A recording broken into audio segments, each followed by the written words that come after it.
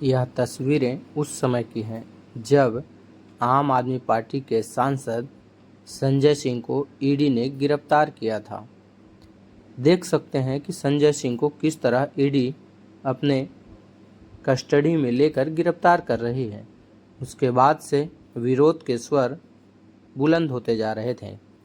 आज देखने को मिला कि संजय सिंह जमानत पर बाहर आ गए हैं और कोर्ट के सख्त रुख के बाद ईडी ने संजय सिंह के जमानत याचिका का विरोध नहीं किया, लेकिन कोर्ट ने सख्त लहजे में कहा कि अगर संजय सिंह के खिलाफ कोई मामला है या कोई सबूत है तो उसे पेश किया जाए।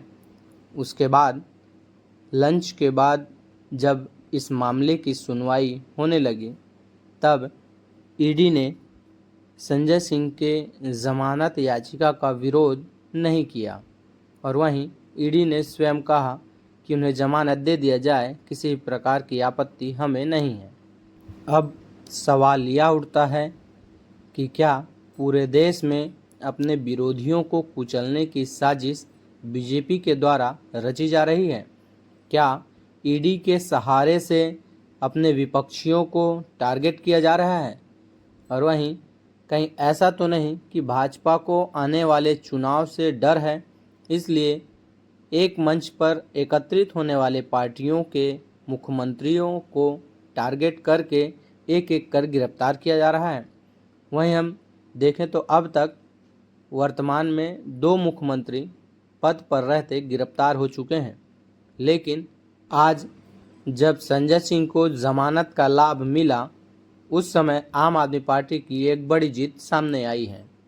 लोगों का दावा है कि ईडी ने जो प्रकरण दर्ज किए हैं, जिस शराब घोटाले का नाम ले रही है, वह शराब घोटाला कहीं न कहीं षड्यंत्र है और इस षड्यंत्र का लाभ भारतीय जनता पार्टी को मिल रहा है। आज देश की सबसे बड़ी अदालत सुप्रीम कोर्ट के 3 जज बेंच ने आम आदमी पार्टी के सांसद माननीय संजय सिंह जी की बेल सुनी और खुद जज साहब उसके अंदर कुछ प्रश्न केंद्र सरकार से पूछ रहे थे, जिसके जवाब केंद्र सरकार ईडी के पास नहीं थे। कोर्ट के प्रश्न थे, आप कह रहे हैं कि दिनेश अरोड़ा ने इस दौरान जेल में बंद होने के बाद, जेल में रहते हुए, सरकारी गवाह बनने के बाद उसके 10 बार बयान लिए गए। 10 बार। उन 10 बयानों में संजय सिंह जी के बारे में कोई बात नहीं कही गई। 10 बार के बयानों में। उसके बाद दिनेश अरोड़ा को दोबारा गिरफ्तार किया जाता है और उससे 11वां बयान लिया जाता है। 11वें बयान के अंदर वो एक बहुत ही गोलमोल सी बात कहता है कि मेरे एक आदमी ने संजय सिंह के एक आदमी को 1 करोड़ रुपए 2 बार दिए। सिर्फ ये बयान है। उसका जो आदमी है उसकी कोई गवाही नहीं, संजय सिंह जी का जो आदमी है उसकी कोई गवाही नहीं। 1 करोड़ रुपए कहां है किसी को कुछ पता नहीं, कहां पहुंचे कोई पता नहीं, रिकवरी हुई कोई नहीं हुई, अटैचमेंट हुई कोई नहीं हुई। सिर्फ एक आदमी का बयान, एक आदमी का बयान जो 10 बार बयान दे चुका है और संजय सिंह जी के बारे में कुछ नहीं कहता, उसके ऊपर दबाव डाल के 11वां बयान कर लो और आप राज्यसभा का वो सांसद उठा लो जो केंद्र सरकार से सवाल पूछता है एक आदमी के बयान पे। इसका जवाब केंद्र सरकार के पास नहीं था। सुप्रीम कोर्ट का दूसरा सवाल था, क्या कोई पैसा रिकवर हुआ है, क्या कोई पैसा अटैच किया गया है? जब कोई पैसा रिकवर ही नहीं हुआ, अटैच ही नहीं हुआ, तो पीएमएलए कैसे लगा है? इसका कोई जवाब ईडी के पास नहीं था। ने इस बेल को बिल्कुल ही अपोज नहीं किया। वो क्यों नहीं किया?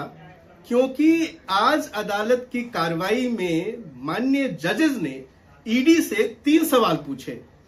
संजय सिंह जी को लेकर। पहला कि पिछले 6 महीने से आपने जो है गिरफ्तार कर रखा है, आप ये बताएं कि आगे जो है इनको गिरफ्तार रखने का क्या मकसद है, क्यों गिरफ्तार रखना चाहते हैं।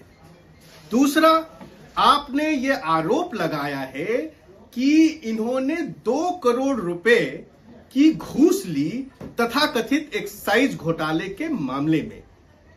आपके पास इस बात का क्या प्रमाण है, और अगर ऐसा है तो क्या जिस व्यक्ति का नाम सीबीआई की चार्जशीट में नहीं है, जिस व्यक्ति का नाम पिछले 5 चार्जशीट में नहीं आया, जिस व्यक्ति का नाम जिसके बयानों के आधार पे एक्यूज बनाया गया है, वो अपने दिए गए 8 बयानों में कोई जिक्र नहीं करता और अचानक जो है 9वें बयान में वो नाम लेता है, तो इन सब चीजों को देखकर ऐसा लगता है कि संजय सिंह जी के खिलाफ प्रिमा फेसाई जो है वो कोई केस नहीं बनता है। आप हमें बताएं, अदालत को इन सारे सवालों का जवाब दें, और ये मामला जो है वो लंच के बाद जो है रखा जाता है। लंच के बाद जब ईडी आती है, ईडी के वकील से जब पूछा जाता है कि आपको क्या कहना है, तो ये बहुत आश्चर्यजनक हुआ कि जिस मामले में जिस व्यक्ति को 6.5 महीने से गिरफ्तार करके रखा गया है और ईडी कह रही थी कि हमारे पास सबूतों का पुलिंदा है, उनको 2 शब्द नहीं मिले उनके जमानत के विरोध करने के लिए, और उन्होंने कहा कि संजय सिंह जी को बेल दे दी जाए, हमें कोई आपत्ति नहीं है। किया गया है, ये उनका कहना है, या हमारे पास आओ गवाही दो या नहीं तो गूंगे हो जाओ। इसीलिए आज केजरीवाल जी को, आज हेमंत सोरेन जी को अंदर डाल दिया। क्या हिसाब गुनाह था भाई? अब बाद में भी कर सकते थे, उनको बुला के पूछताछ करने के बाद में सजा देते। इलेक्शन के वक्त नोटिफिकेशन हो रहा है, आप उनके ऊपर केस करके अंदर डालते हो। और हेमंत को भी उसी वक्त उसके ऊपर उनका यही कसूर था कि वो गठबंधन के साथ चलना चाहते थे। उनको बुलाया गया, पूछा गया, तब उन्होंने कहा मैं कांग्रेस के साथ रहूंगा, गठबंधन के साथ रहूंगा, मैं आप कितना भी मेरे ऊपर प्रेशर करो, मैं झुकने वाला नहीं है, ये हेमंत ने कहा था। तो इसलिए मोदी जी ने केस बनाया और उनको अंदर डाला। क्या यह लेवल प्लेइंग ग्राउंड?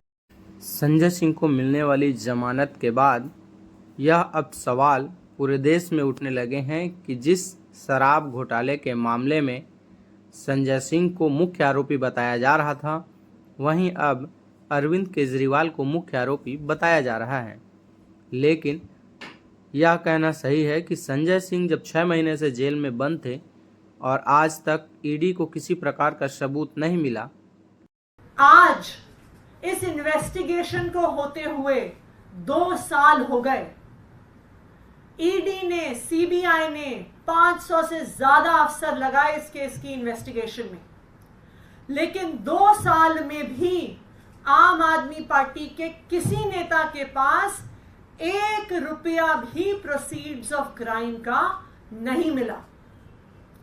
तो आज जब कोर्ट में पूछा गया कि पैसा कहां है, मनी ट्रेल कहां है, प्रोसीड्स ऑफ क्राइम कहां है, तो ईडी का कोई जवाब नहीं था इस सवाल को लेकर। ये इंस्टीट्यूशंस अपना काम करते, अगर सीबीआई अपना काम करती, ईडी अपना काम करती, तो ये नहीं होता।